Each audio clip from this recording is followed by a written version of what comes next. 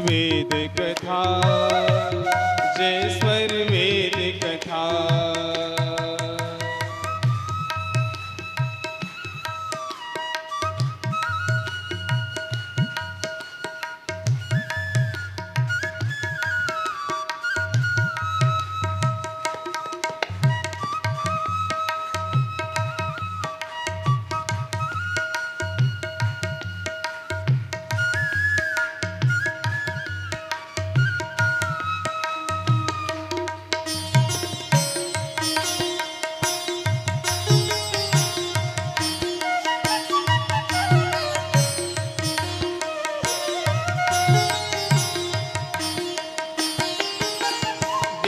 सदा फल के अनुभव का जोर सिपान कराती, देव सदा फल के अनुभव का जोर सिपान कराती।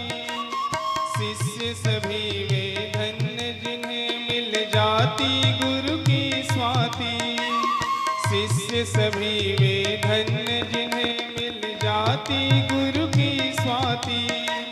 सद्गुरु कृपा की धार बहा जो, सद्गुरु कृपा की धार बहा जो, देती सबको जगा। जय स्वर वेद कथा, जय स्वर वेद कथा, जय स्वर वेद कथा, जय स्वर वेद कथा।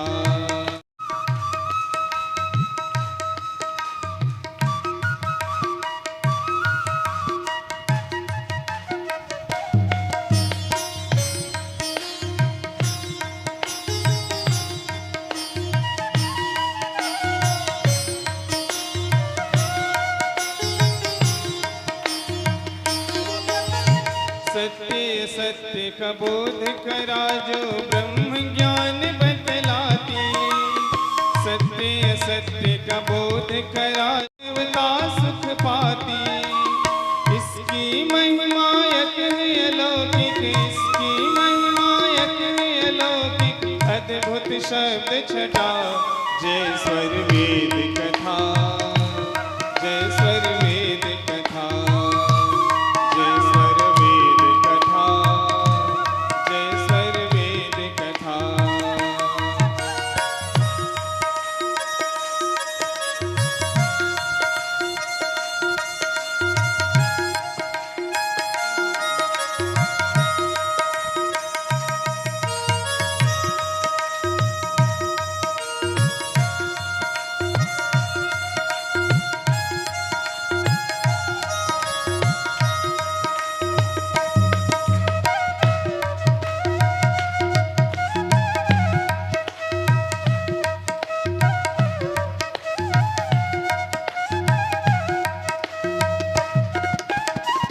विद्या प्रचार कार्य को जो जग में फैलाएगा, ब्रह्म विद्या प्रचार कार्य को जो जग में फैलाएगा।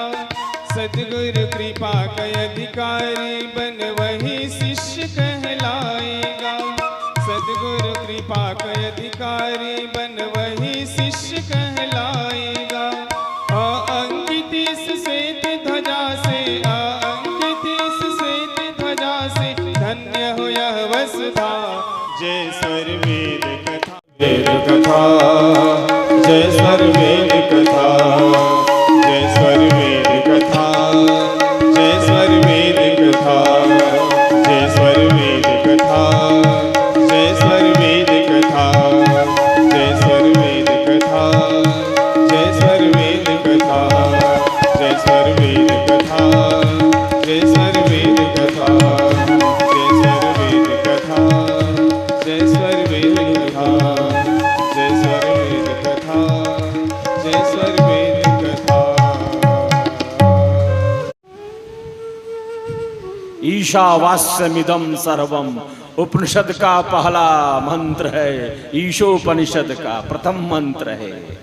अर्थ है इसका, यह संपूर्ण सृष्टि ईश्वर से व्याप्त करने योग्य है। संपूर्ण चराचर जगत में ईश्वर सूक्ष्म रूप से ही व्याप्त है, सबके भीतर वही बैठा है। चराचर जगत में जो कुछ भी है वो सब कुछ ईश्वर से व्याप्त करने योग्य है। जो प्राप्त हो रहा है उसका कैसे भोग करना है। ऋषि कहते हैं तेन त्यक्तेन भुंजी था माग्रदः कस्य सिद्धनम। पहले कहा कि सब ईश्वर का है, बात खत्म। सब कुछ उसी का है, उसी ने दिया है। ये शरीर भी हमारा नहीं है,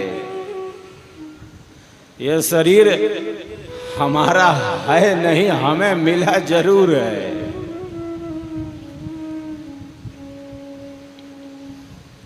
मैं प्रायः कहता रहता हूं,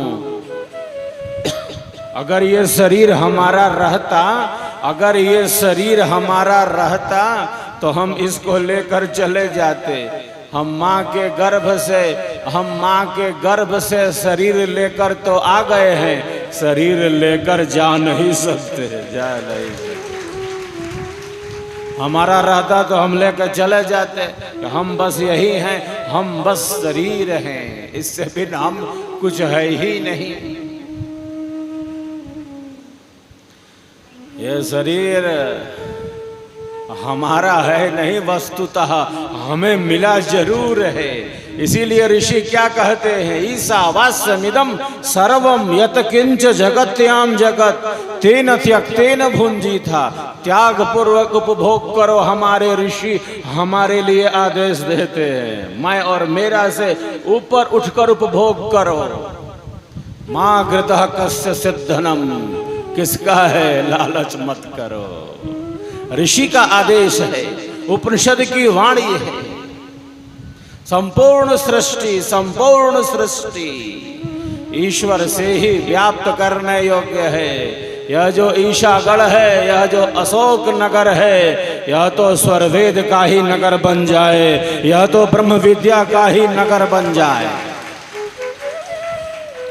ये ब्रह्म ज्ञान का ही नगर बन जाए।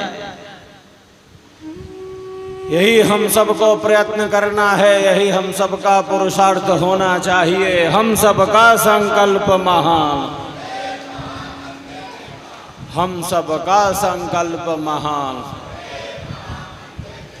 हम सबका संकल्प महान।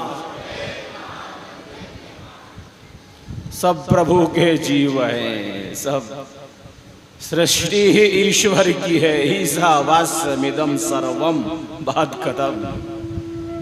हरिहर समाया, हरिहर समाया हरियालियों में, वही झूमता है झुकी डालियों में। पहाड़ों सागर पर उसी के हैं जलवे, वही है गरजता घटा कालियों में, घटा कालियों में।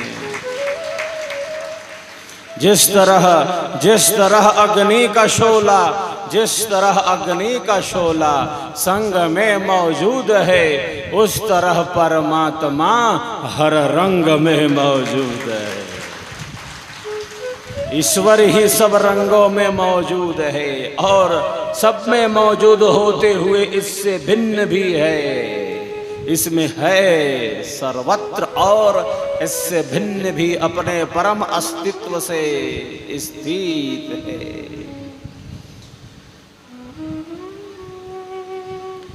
हम सब के भीतर वही शक्ति है जो सूक्ष्म रूप से स्थित है।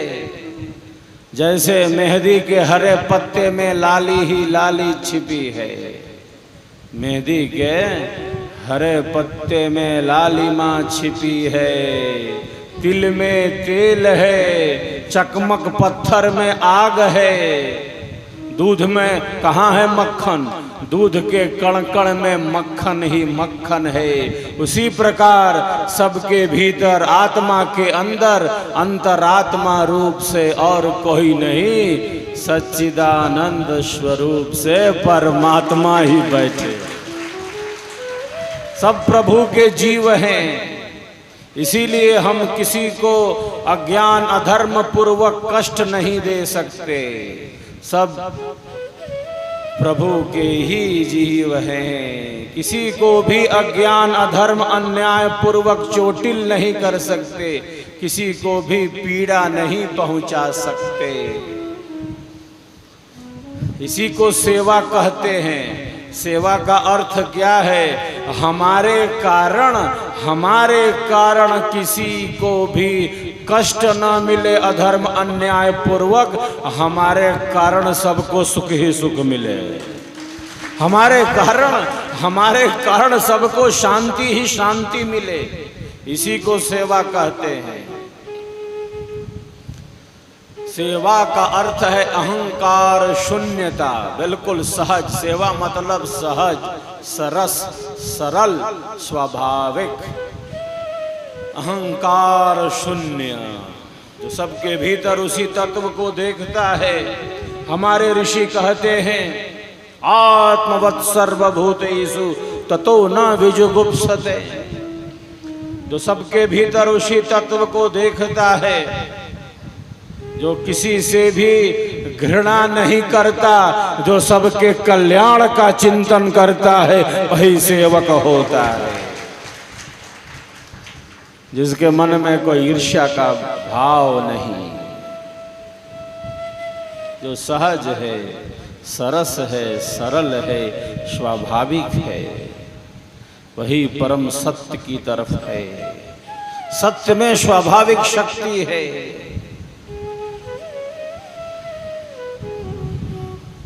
सत्य में स्वयं का प्रकाश है। सहजता बड़ी शक्तियों वाला है।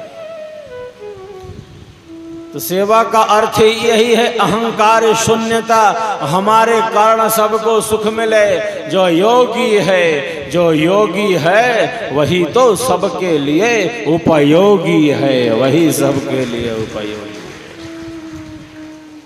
सुख शांति सबको मिले, यह उपदेश हमार, सारा विश्व हमार है, हम हैं सब संसार, हम हैं सब संसार। जिस प्रकार ईश्वर की अनंत शक्तियां सेवा में लगी हैं,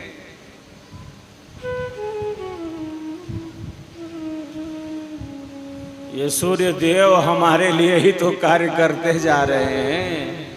चंद्रमा कार्य कर रहे हैं, पृथ्वी अपनी कक्षा में घूमती जा रही है। संपूर्ण वातावरण में ऑक्सीजन किसने घोल दिया है? ये पेड़ पौधे, ये पहाड़, ये नदियां, ये जंगल और ये पर्वत, ये सब हमारे आपके लिए ही निरंतर कार्य करते जा रहे हैं। हमारा आपका जीवन इस सृष्टि में सतत गतिमान रहे, ईश्वर की अनंत शक्तियां निरंतर सेवा में हैं। सबका अपना एक लक्ष्य है और सभी अपने लक्ष्य की तरफ बढ़ते जा रहे हैं। इन जड़ शक्तियों का लक्ष्य है, लक्ष्य विहीन जीवन नहीं हो सकता। वृक्ष कबहु नहीं फल भखे, वृक्ष कबहु नहीं फल भखे, नदी न संचय नीर, परमारथ के कारणे साधुन धरा शरीर।